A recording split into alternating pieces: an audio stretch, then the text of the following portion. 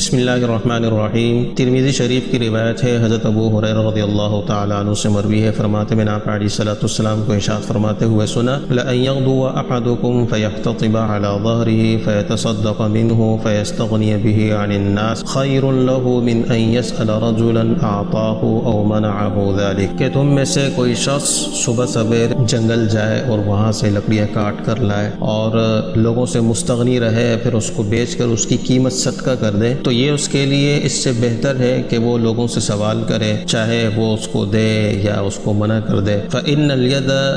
الْعُلْيَا أَفْضَلُ مِنَ الْيَدِ السُّفْلَىٰ، اس لیے کہ اوپر والا ہاتھ یعنی دینے والا ہاتھ نیچے والے ہاتھ سے